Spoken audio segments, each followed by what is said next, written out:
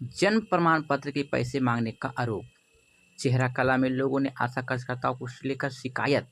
Video ने स्वास्थ्य प्रबंधक की जांच का दिया आदेश। देखिएगा तो चेहरकला वैशाली जिला से जानकारी निकल कर आ रही है, जो कि सारा जानकारी मैं आपको यहाँ पे बताने वाले हैं।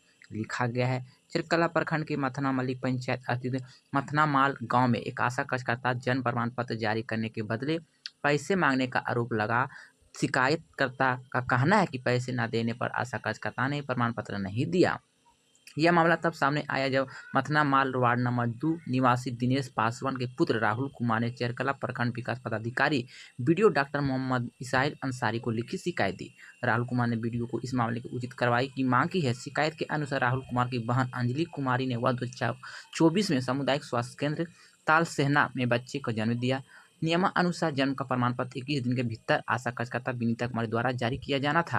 राहुल कुमार ने आरोप लगाया कि मथना माल निवासी आशा कार्यकर्ता विनीता कुमारी ने जन्म प्रमाण पत्र देने के लिए 25 रुपये की मांग की। पैसे न मिलने के कारण अंजलि कुमारी को अभी तक बच्चे का जन्म प्रमाण पत्र नहीं मिला है। प्रखंड विकास पदाधिकारी डॉक्टर मोहम्मद इसाइल अंसारी ने शुक्रवार को दोपहर को बताया कि इस मामले की गंभीरता से लिया जाएगा। उन्होंने चेहरकला के स्वास्थ्य प्रबंधक के शिकायत आवेदन भेजकर जांच करने की उचित कार्रवाई सुनिश्चित करने का आदेश दिया गया। अगली जो जानकारी है वो नरकटियागंज से निकल कर आ रही है, जो कि प्रभात खबर में दिया गया है। लिखा गया, नरकटियागंज अस्पताल में बढ़ा विवाद, आशा कार्यकर्ताओं को अनिश्चितकालीन धरना शुरू। और भी जानकारी आपको यहाँ पे देने वाला है, जैसे कि आप लोग फोटो में भी देख पा रहे हैं। सभी जो आशा कार्यकर्ता और आशा संघ के जितने भी कार्यकर्ता यहाँ पे उपस्थित होकर धरना प्रदर्शन कर रहे हैं। लिखा गया सारा जानकारी, जो कि मैं आपको यहाँ पे बताने वाले हैं। नरकटियागंज अनुमंडल अस्पताल में आशा कार्यकर्ता और महिला सुरक्षा गार्ड के बीच विवाद में आंदोलन का रूप ले लिया है। बिहार राज्य आशा संघ के बैनर तले आशा कार्यकर्ताओं ने शुक्रवार को अस्पताल परिसर में अनिश्चितकालीन धरना प्रदर्शन शुरू किया है।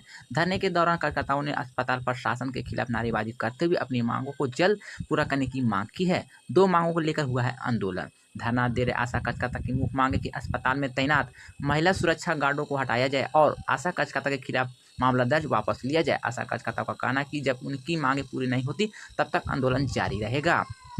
आशा कार्यकर्ता संघ ने लगाया है आरोप। धरना में संबोधित करते हुए बिहार राज्य आशा संघ के प्रदेश कार्यकारी अध्यक्ष ओम प्रकाश क्रांति एक्ट नेता फिरोज भारती, आशा नेत्री रंजना सुदरम और मिश्रा, चंदा देवी, मीना देवी मिश्रा देवी बहुत से वहां पे उपस्थित थे। वक्ताओं ने आरोप लगाया है कि 25 जुलाई को अस्पताल परिसर में सुरक्षा गार्ड आशा कार्यकर्ता और उनके साथ गई गर्भवती महिला के साथ मारपीट की गई। उनका दावा है कि घटना में गर्भवती महिला को चोट लगी है और आशा कार्यकर्ता के साथ दुष्व्यवहार भी किया गया है। आशा कार्यकर्ताओं का यह आरोप है कि घटना के बाद अस्पताल प्रशासन के मामले में समाधान करने के बजाय उनके खिलाफ शिकारपुर थाने में झूठा मामला दर्ज कराया गया। झूठे आरोप लगाए गए हैं, जो कि यहाँ पे मैं आपको बताने वाले हैं। आशा कार्यकर्ता का कहना है कि उसने सोने लॉकेट और 5,000 रुपये छीनने का झूठा आरोप भी लगाया गया है, जो कि आशा कार्यकर्ता पर यह आरोप थोपा गया है। उन्होंने कहा कि मामले की निष्पक्ष जांच होनी चाहिए और दोषियों पर कड़ी कार्रवाई होनी चाहिए। पहले भी कर चुके हैं शिकायत। इससे पहले 29 जुलाई को आशा कार्यकर्ता ने शिकारपुर थाना पहुंचकर मामले की निष्पक्ष जांच की मांग की थी। साथ ही जिलाधिकारी, अस्पताल अधीक्षक और सिविल सर्जन को लिखित आवेदन देकर पूरे मामले के हस्तक्षेप करने और समाधान करने का ही मांग की गई है। सुरक्षा गार्ड आरोप को लगाया है गलत। वहीं पर अस्पताल तैनात महिला सुरक्षा गार्ड अंशु देवी ने आशा कार्यकर्ताओं को आरोप को खारिज किया है। उनका कहना है कि अस्पताल में मरीज के कतार में अनुसार भेजा जा रहा था। इसी दौरान एक आशा कार्यकर्ता कतार तोड़कर मरीज को अंदर ले जाने लगी। रोकने पर आशा कार्यकर्ता ने उसके साथ मारपीट की। गार्ड ने यह भी आरोप लगाया कि इस दौरान उनके सोने का लॉकर भी छीन लिया गया है। जांच का समाधान टिकी है नजरें। फिलहाल दोनों पक्ष में एक दूसरे के गंभीर आरोप लगा है। मामले में पुलिस और संबंधित प्रशासन अधिकारी कार्रवाई का इंतजार है। जाँच के बाद पूरे विवाद की स्पष्ट हो जाएगी। अगली जो जानकारी है वो भी मैं आपको बताने वाली जानकारी निकल कर है। उन्नाव में स्वास्थ्य विभाग पर डीएम घनश्याम मीना का एक्शन, लापरवाह सीएचओ और आशा बहू बर्खास्त, जो कि यहाँ पे देखिएगा उन्नाव से जानकारी निकल कर आ रही है। सारा जानकारी मैं आपको यहाँ पे बताने वाले। लिखा गया, उन्नाव में स्वास्थ्य विभाग की लापरवाही पर जिला अधिकारी घनश्याम मीना का सख्त रूप देखने को मिला है। जिला स्वास्थ्य समिति बैठक में उन्होंने स्वास्थ्य विभाग के अधिकारी और कर्मचारी को जमकर क्लास लगाई। महीनों से बिना सूचना गायब चल रहे एक सीएचओ और एक आशा कार्यकर्ता को तत्काल बर्खास्त करने का भी निर्देश दिए गए। वही सरकारी अस्पताल के बजाय निजी अस्पताल में प्रसव कराने के मामले की गंभीरता से मुख्य चिकित्सा अधिकारी को विशेष जांच का आदेश दिया गया है। 2 कर्मियों की बर्खास्त का आदेश। विकास भवन सभागार में हुई बैठक के दौरान स्वास्थ्य योजनाओं की समीक्षा में खामियां सामने आई है।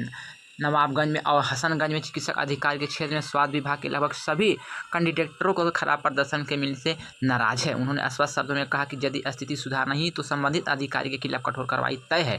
बिछिया ब्लॉक धुरकेत उपकेंद्र में सीएचओ शिवांगी सिंह और डी उपकेंद्र के आशा कार्यकर्ता सैल सिंह लंबे समय से बिना सूचना अनुपस्थित पाई गई। निजी अस्पताल में प्रसव कराने पर होगी कार्रवाई। कई बार चेतावनी के बावजूद काम पर नहीं लौटे जिलाधिकारी ने दोनों को तत्काल प्रभाव से बर्खास्त करने का निर्देश दे दिए हैं। बैठक में जिलाधिकारी ने सबसे सख्त टिप्पणी संस्थागत प्रसव को लेकर की है। उन्होंने कहा कि किसी भी आशा सैनिक को मिलीभगत से यदि गर्भवती महिला को निजी अस्पताल में भेजा गया तो इसे गंभीर लापरवाही माना जाएगा। सभी प्रसव सरकारी अस्पताल में सुनिश्चित किए जाए। स्वास्थ्य सेवाओं में सुधार का निर्देश भी मिल चुके हैं। मुख्य चिकित्सक अधिकारी ने ऐसे मामले की गहन जांच करने का निर्देश दिया। इसके अलावा आयुष्मान भारत योजना गोल्डन कार्ड बनाने के लिए विशेष अभियान, एम्बुलेंस सेवा को रिस्पॉन्स टाइप और सुधार लाने में, जननी सुरक्षा योजना संबंधित भुगतान के निरस्त करने तथा टीकाकरण और संचारी रोग नियंत्रण अभियान को तेजी करने का भी निर्देश दिए गए हैं।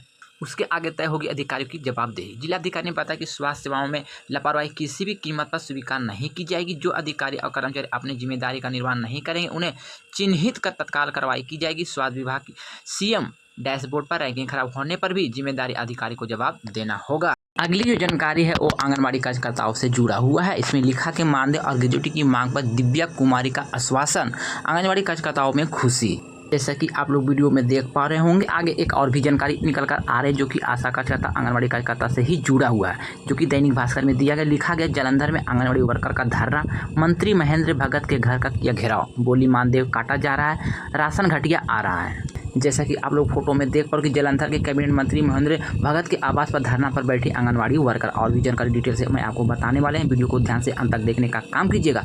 जालंधर में शुक्रवार को अपनी विभिन्न मांगों को लेकर भड़की आंगनबाड़ी कार्यकर्ताओं ने हेल्पर ने पंजाब के कैबिनेट मंत्री महेंद्र भगत के अर्बन एस्टेट के स्थित आवास पर घेराव प्रदर्शन किया। प्रदर्शन में जिला, ब्लॉक और सेक्टर स्तर पर आंगनबाड़ी नेताओं के साथ बड़ी संख्या में कार्यकर्ता शामिल हुई।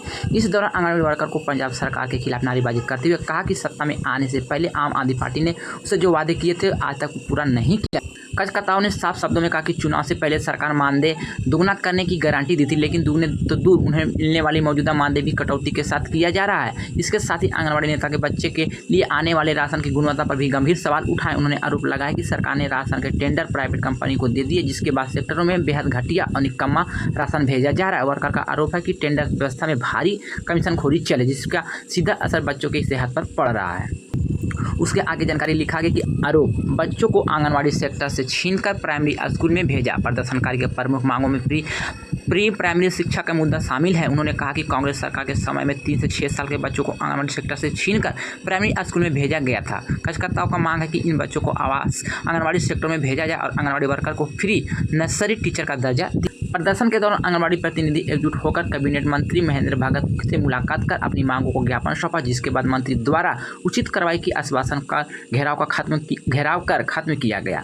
राशन की गुणवत्ता पर गंभीर आरोप, anganwadi workers union general secretary Punjab Santwant Kaur ने बच्चों को राशन व्यवस्था पर सवाल उठाते हुए कहा कि 0 से 6 साल तक के बच्चों के लिए आने वाले राशन प्राइवेट कंपनी को दे दिया गया, जिसमें भारी कमीशनखोरी हो रही है। गाँव में भेजा जा रहा राशन इतना घटिया कि लाभार्थी उन्हें लेने से मना कर रहे हैं और कह रहे हैं कि इस राशन को पशु भी नहीं खा पाते हैं। यूनियन नेता ने आरोप लगाया कि माधी सत्कार योजना के तहत सखियों को 300 रुपया दिया जा रहा है, जबकि दिन रात काम करने वाले वर्कर को मात्र 25 रुपया, हेल्पर को कुछ भी नहीं दिया जा रहा है। अगली जो जानकारी निकल कर आ रही है वो दैनिक भास्कर से, पंजाब से ही जानकारी आ रही है। पंजाब में आंगनबाड़ी वर्कर को मिलेंगे 60 लाख का बीमा कवर, जो कि पंजाब सरकार ने ये घोषणा की है। पंजाब सरकार आंगनबाड़ी वर्कर के लिए 60 लाख रुपये जीवन बीमा की तैयारी कर रहे हैं। इसे लंबे समय से लंबित सामाजिक सुरक्षा दिशा में एक बड़ा कदम भी माना जा रहा है। पिछले 2 दशकों से आंगनबाड़ी यूनियन मानदेय वृद्धि, जीवन बीमा, दुर्घटना बीमा की मांग उठाती रही। योजना को सामाजिक सुरक्षा योजना के वेतन बांटने वाले बैंक के साथ मिलकर ग्रुप इंश्योरेंस मॉडल तहत लागू करें। इससे कम प्रीमियम पर कार्यकर्ताओं को व्यापक कवर मिल सके। चूंकि आंगनबाड़ी केंद्र सेवाएं प्रायोजित एकीकृत बल विकास सेवा प्रायोजित, जो कि ICDS का एक हिस्सा है, इसलिए इसमें केंद्र और राज्य सरकार प्रशासनिक समन्वय रहेगा। वित्त मंत्री हरपाल सिंह चीमा ने सामाजिक सुरक्षा विभाग को निर्देश दिया है कि आंगनबाड़ी वर्कर के लिए न्यूनतम 60 लाख रुपये का जीवन बीमा सुनिश्चित किया जाए। इसके साथ ही शिक्षा विभाग, आंगनबाड़ी और सोशल कर्मचारी यूनियन के साथ विस्तृत बैठक और उनकी लंबित मांगों पर चर्चा की जाए। अगली जो जानकारी निकल कर आ रही अमर उजाला से, इसमें लिखा गया रसोईया कर्मचारी यूनिट 31 को करेंगे प्रदर्शन, यानी कि कल से ये लोग प्रदर्शन पे लगे हुए हैं। यहाँ पे सारा जानकारी दिया गया। लिखेगा मिड डे मील रसोईया कर्मचारी यूनियन संघ की जिला कमेटी 31 जुलाई की मांगों के समर्थन में प्रदर्शन करेगी।